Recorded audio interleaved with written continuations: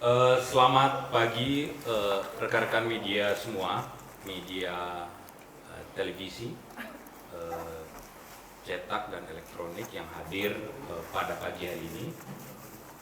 Pertama kami ucapkan terima kasih banyak atas kehadiran rekan-rekan media, atas undangan yang kami kirimkan. Hari ini Susi Air yang diwakili oleh founder dan manajer Susi Air menyelenggarakan konferensi pers untuk menyampaikan informasi, perkembangan, dan termasuk juga harapan-harapan kita semua, khususnya dari Susi Air, berkaitan dengan kasus penyanderaan pilot Susi Air yang bertugas di Papua, yang disandra oleh kelompok yang mengatasnamakan dirinya sebagai organisasi Papua Merdeka. Nah, hari ini Susi Air menggelar konferensi pers untuk menyampaikan perkembangan dan termasuk juga harapan berkaitan dengan kasus tersebut. Sebenarnya saya tidak perlu memperkenalkan, tetapi tentu saja penting untuk menyampaikan. Sebelah kanan adalah Bu Susi Pujastuti. Beliau adalah founder dari Susi Air. Hari ini beliau menggunakan pakaian sampai sepatu serba hitam. Barangkali itu adalah simbol dari hati dan perasaan yang diekspresikan atas kondisi yang terjadi hari ini. Kemudian di sebelah kanan Nadine Kaiser. Nadine adalah direktur dari Susi Air.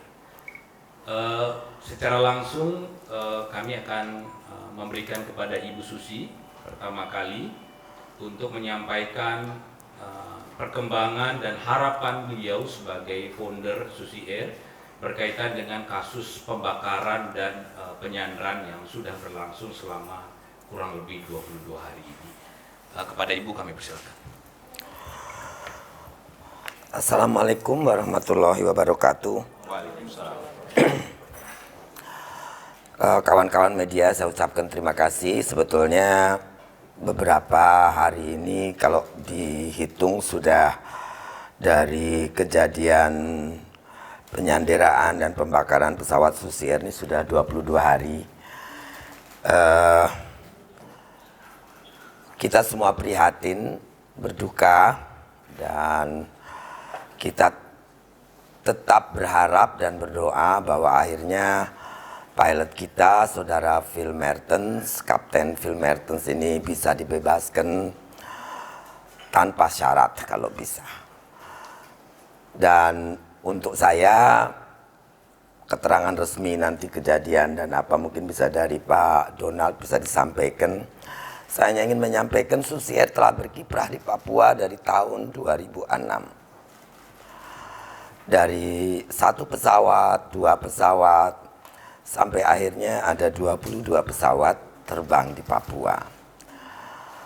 Base kita bangun dari tahun 2009 itu sudah mencapai, ada Sentani, ada Wamena, ada Nabire, ada Timika, ada Manokwari, ada Merauke, ada 6 kalau tidak salah 6 lokasi, Sorong, Biak.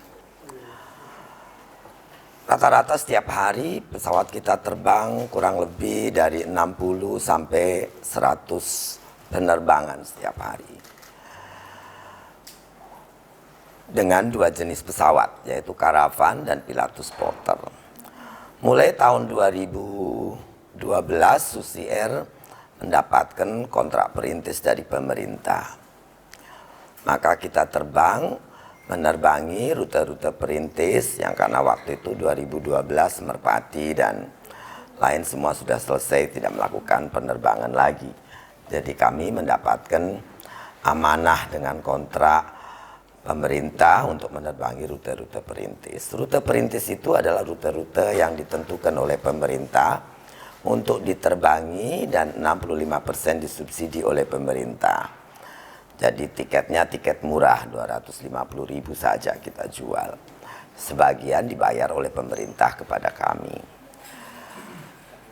Dan dengan 100 flight rata-rata, kalau dihitung tadi kan 70 sampai 120 flight.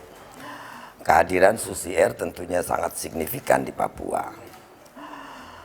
Dan saat ini dengan kejadian ini tentu mengagetkan kami, menyedihkan kami, juga tidak habis pikir. Untuk saya pribadi, apa yang terjadi ini adalah hal yang sangat tidak kita harapkan, dan kita tidak habis pikir. Saya mengerti orang berjuang, ini pribadi ya, pendapat pribadi, bukan sebagai Susi Air. Sebagai seorang pribadi, memperjuangkan kemerdekaan dengan mengambil kemerdekaan orang, itu adalah bukan cara yang bijak dan benar. Phil Merton saya ingat karena sebelum dia resign dari Susi Air tahun 2015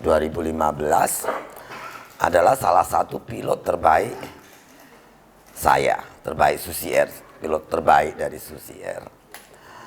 Kemudian dia resign kerja di airline dan 2 tahun lalu kembali ke Susi Air karena COVID. Dia menikah dengan orang Pangandaran. Dulu ibu istrinya juga bekerja di perusahaan perikanan saya zaman berapa puluh tahun yang lalu. Jadi ya sangat dekat dan anaknya sangat baik.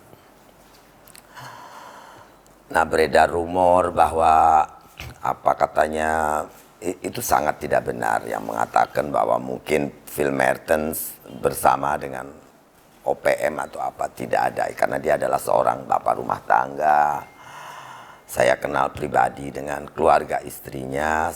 Phil ya kerja sama saya dari tahun hampir 10 tahun kan bekerja. Jadi dari tahun 2012 sampai dengan tahun 2015. Kemudian keluar. Kemudian pula kembali tahun 2020. Memang Susi Air dari dulu melaksanakan penerbangan di Papua dengan sangat hati-hati dan mengutamakan safety yang dengan segala tantangan di Papua, baik medan maupun keamanan. Kita biasanya tidak terbang ke tempat-tempat yang memang sudah ada indikasi, rumor, ketentuan, ada notam. Biasanya kalau resmi dari pemerintah ada notam. Kemudian notam itu ya no to airmen. Jadi itu ketentuan yang tidak boleh kita terbang. Kemudian di antara kita biasanya pilot-pilot dengan di sana kan yang terbang banyak juga perusahaan, ada dari misionaris, ada dari swasta yang lain. Kita biasanya juga ada seperti informasi under the ya di antara kita orang aviasi, oh jangan terbang sana, kita biasanya ya tidak terbang. Jadi semua yang diterbangin adalah biasanya rute perintis dan rute-rute yang aman. Jadi kalau Paro itu adalah salah satu rute perintis dan kita sudah terbang ke sana bertahun-tahun menerbangi rute perintis. Berarti rute perintis itu adalah rute yang ditentukan dalam kontrak dan harus diterbangin oleh Susi Air. Dan itu berarti bandaranya juga bandara yang diketahui dan ditulis dalam kontrak. Jadi dengan segala kehati-hatian, apa yang terjadi ini adalah sebuah surprise. Dan saya sangat prihatin, tidak habis pikir. Dan sekali lagi untuk saya pribadi, statement saya adalah apapun kita berjuang untuk kebebasan, untuk kebaikan, ya tentu dengan kebaikan, bukan dengan mengambil kemerdekaan orang lain. Itu pendapat pribadi saya. Dan selebihnya saya sebagai founder dan pemilik Susi Air ingin minta maaf kepada masyarakat Papua, pemerintah daerah, dan seluruh pengguna Susi Air di Papua yang sekarang ini menjadi terganggu. Karena 70% dari penerbangan porter kita sudah akhirnya jadi berhenti kan sekarang. Kalau porter terbang satu hari 30 sampai 40 flight berarti sudah lebih dari 25 flight terhenti. Dan tentu itu mengganggu kegiatan dan supply logistik daripada masyarakat yang hidup di pegunungan-pegunungan. Perlu diketahui porter itu terbang ke bandara-bandara yang karavan tidak bisa terbang lagi. Jadi kalau sudah tidak porter terbang berarti hanya tempat porter terbang itu kalau porternya tidak terbang ya hanya bisa digantikan dengan helikopter. Rata-rata bandaranya 200-300 meter tujuan-tujuan bandara tempat porter terbang. Tempat yang tidak mungkin terjangkau dengan lain kecuali dengan helikopter atau jalan kaki. Karena jalan di Papua juga belum banyak. Jadi kami mohon maaf, saya sebagai pemilik dan perintis Susi Air tahun 2006 kita masuk Papua. Telah sekarang ini ya tidak bisa melayani lagi. Tentu banyak sebabnya, bukan cuma ya satu, armada berkurang dengan dibakarnya pesawat kita. Tahun lalu kita kehilangan satu, sekarang satu. Yang kedua juga confident di antara pilot-pilot kita tidak memungkinkan adanya penerbangan lagi di wilayah pegunungan. Dan ini akan sangat sulit. Jadi resignation juga akan tinggi bila penyelesaian Kapten Philip ini tidak bisa baik.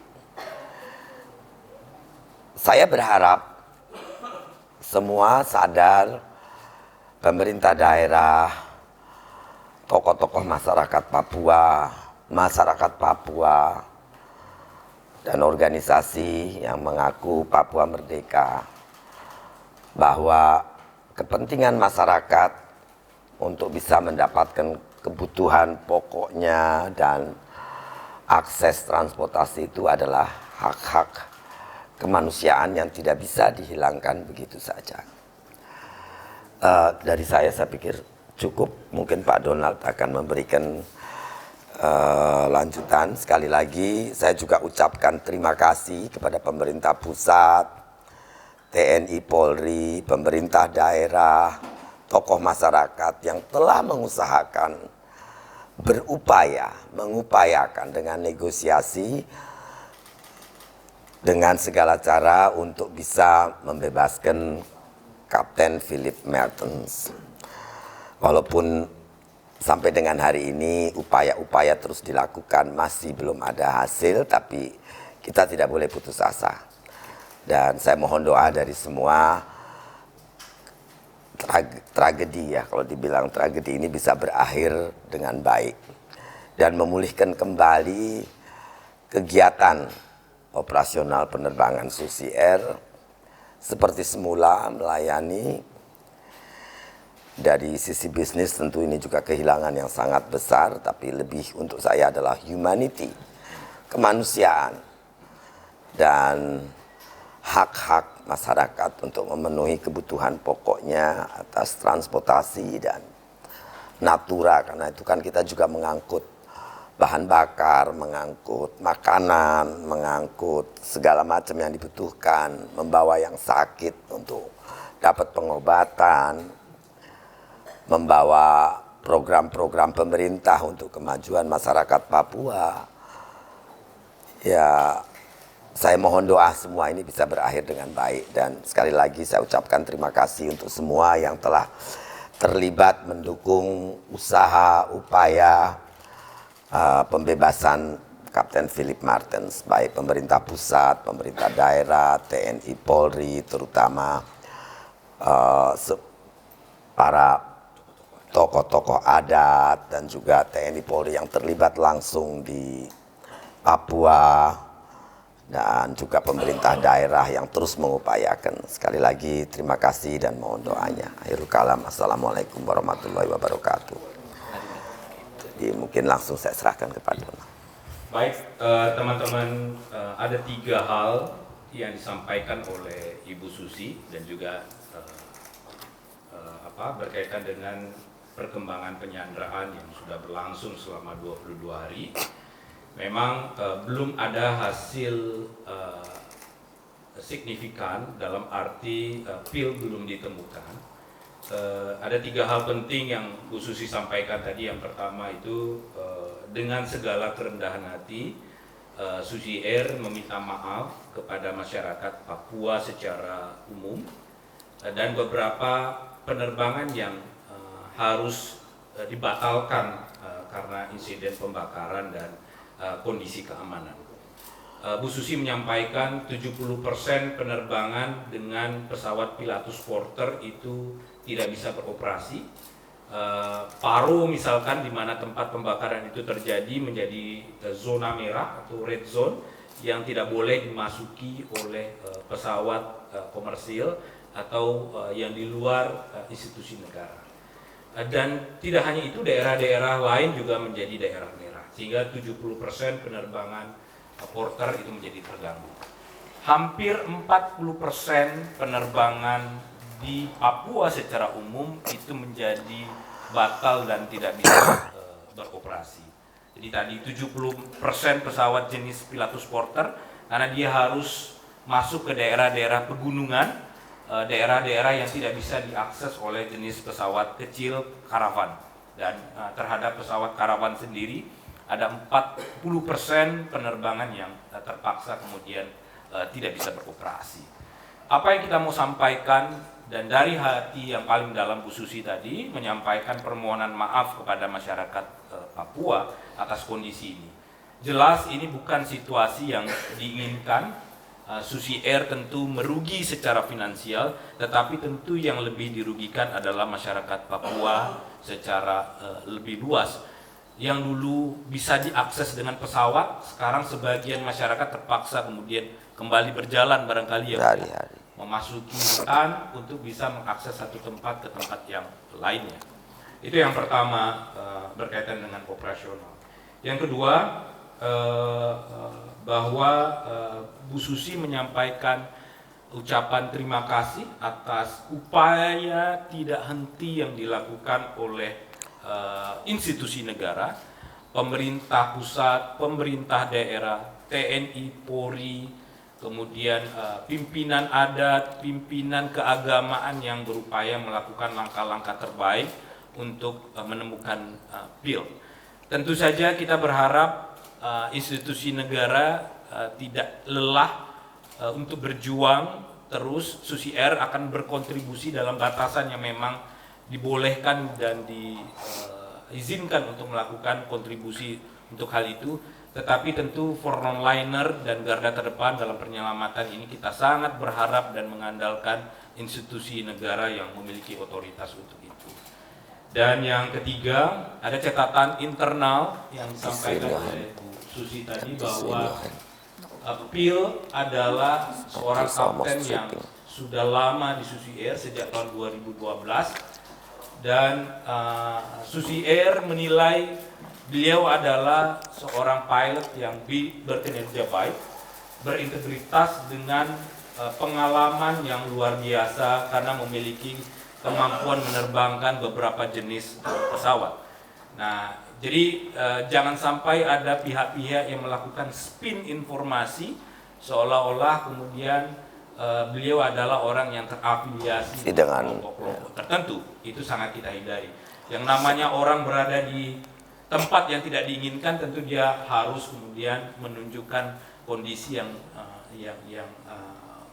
survival mode, kira-kira mode bertahan di dalam posisi yang memang sedang disandra seperti itu.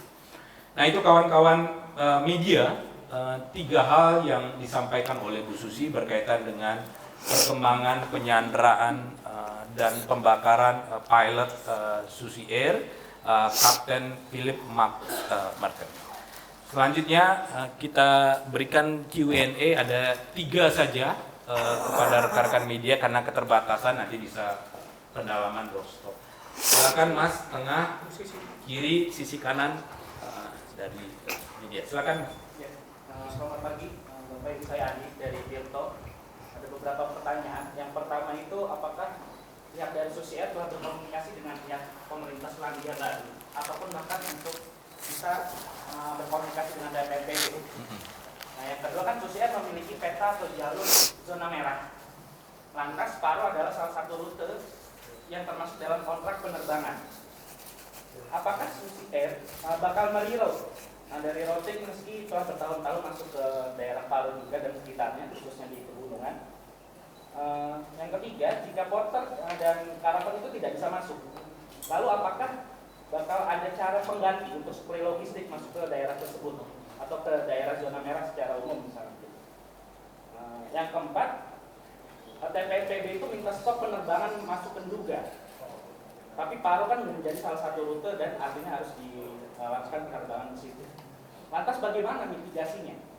Mitigasi bagi para pilot dan penumpang untuk masuk ke daerah sana, kan Bu? Yang terakhir, dari mana pihak Susi Air mengetahui kondisi terakhir pilih? Apakah hanya dari pemerintah, ataukah sudah komunikasi langsung dari Polri misalnya, ataupun pemerintah tempat? Terima kasih. Ya, saya jawab.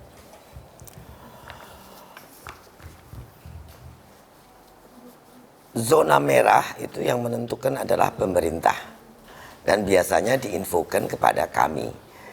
Jadi authority daripada keamanan, penerbangan dan semua itu adalah pemerintah. Dan kami menganggap Paro dari dulu karena ada rute perintis, ya aman. Dan selama ini juga tidak ada alert yang under istilahnya diam-diam ada alert merah juga tidak ada.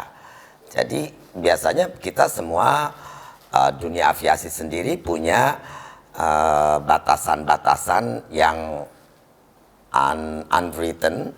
Kalau yang udah written udah jelas pemerintah aman ya aman, tapi biasanya kita juga ada info. Nah, pada pagi itu tidak ada alert apapun. Jadi itu bandara resmi dan memang termasuk dalam rute pemerintah yang kita harus terbangin.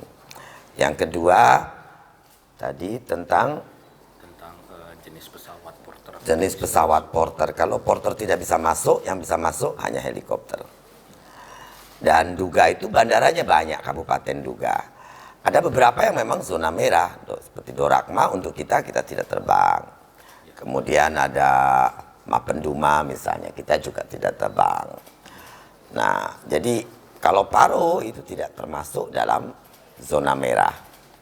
Jadi Duga itu banyak sekali bandara, tidak semuanya merah. Jadi seperti itu. Itu yang kita tahu daripada kegiatan aviasi. Porter hanya bisa tergantikan oleh helikopter. Yang dengan keluarga dan pihak kedutaan besar. Dengan kedutaan besar ya kita ada beberapa pembicaraan. Bagaimanapun juga Philip Mertens adalah warga negara Selandia Baru.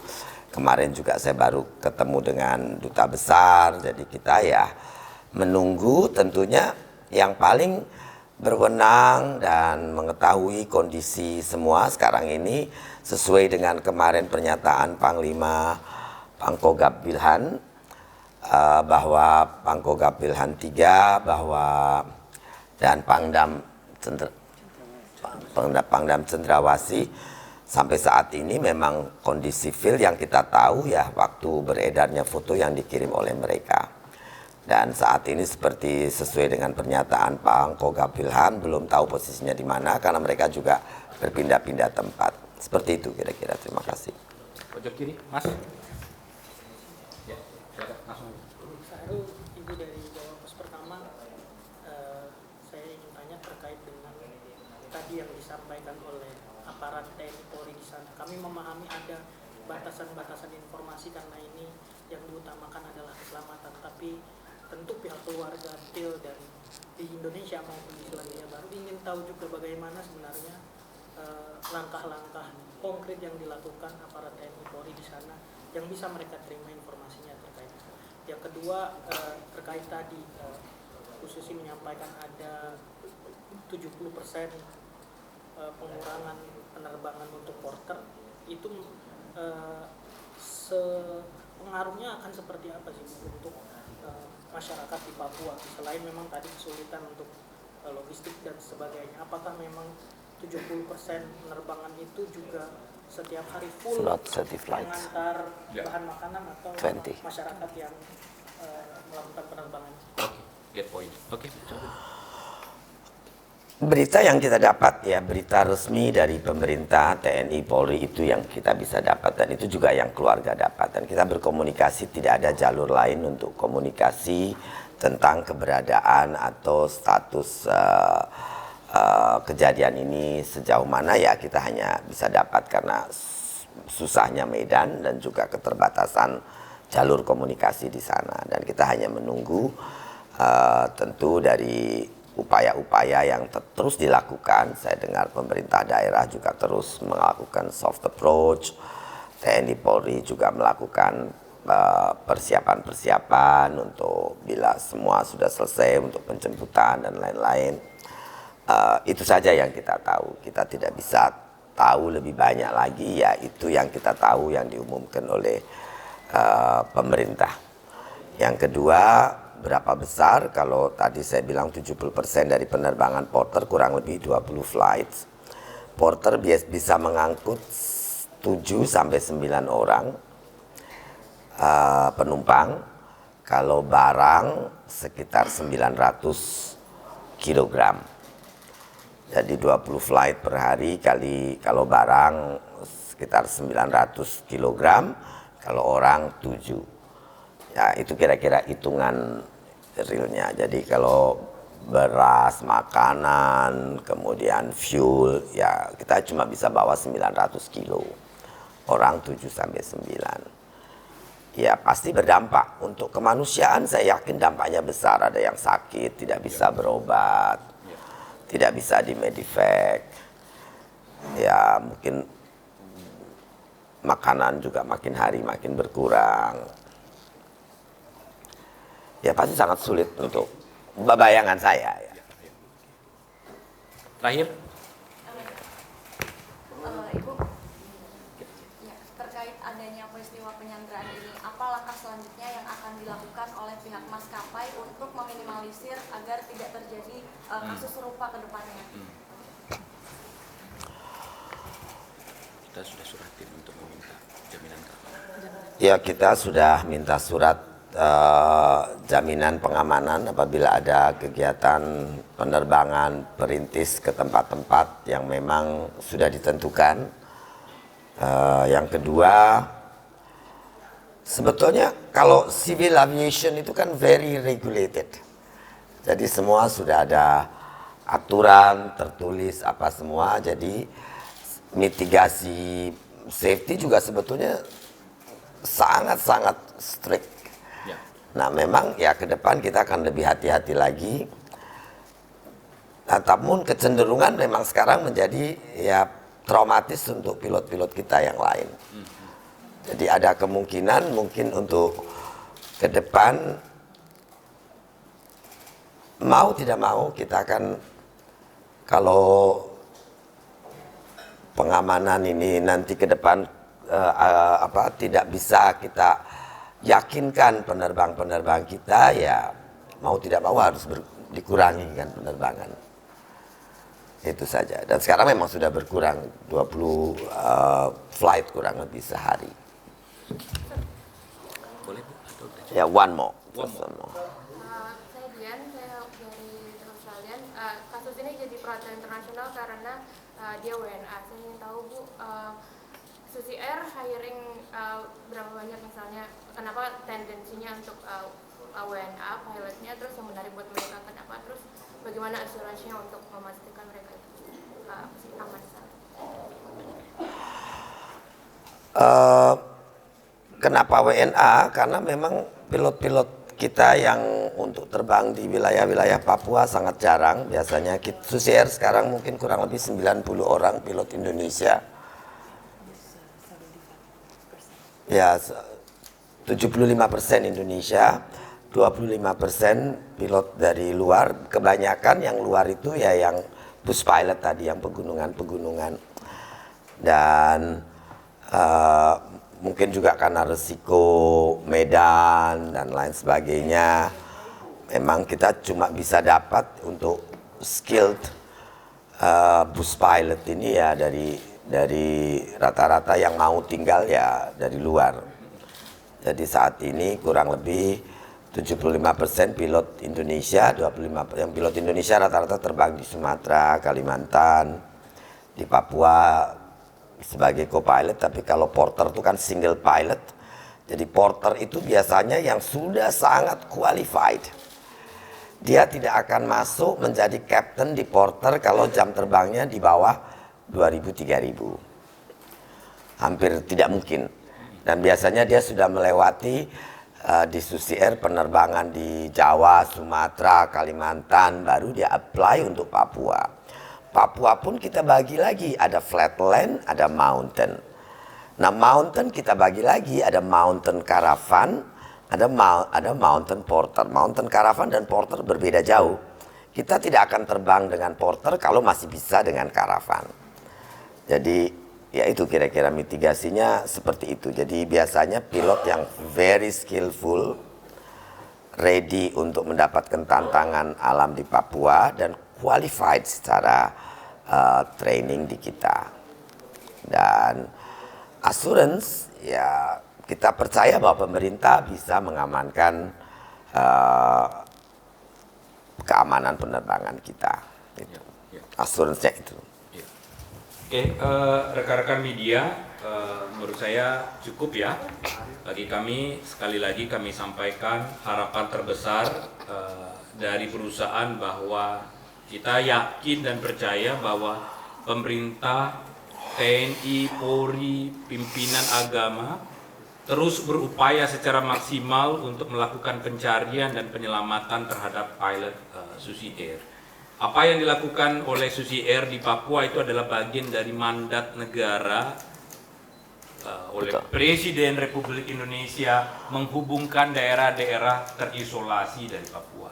Jadi apa yang dilakukan oleh Susi Air sebenarnya adalah mandat dari negara untuk konektivitas daerah-daerah dan itu sesuai dengan program pemerintah. Jadi ini terganggu, artinya program pemerintah untuk menghubungkan daerah-daerah di Indonesia juga akan menjadi terganggu dan tidak banyak perusahaan yang mau antara bisnis dengan sosial itu berkolaborasi secara seimbang untuk tujuan-tujuan humanity yang disampaikan oleh Bu Susi tadi. Demikian dari kami, rekan-rekan media, sekali lagi terima kasih. Kita selalu mendoakan agar persoalan ini bisa selesai dan kita mempercayakan seluruhnya kepada negara untuk bisa memberikan yang terbaik untuk keselamatan pilot kembali ke keluarga besar, kembali ke Susi Air. Terima kasih, selamat pagi. Assalamualaikum warahmatullahi wabarakatuh.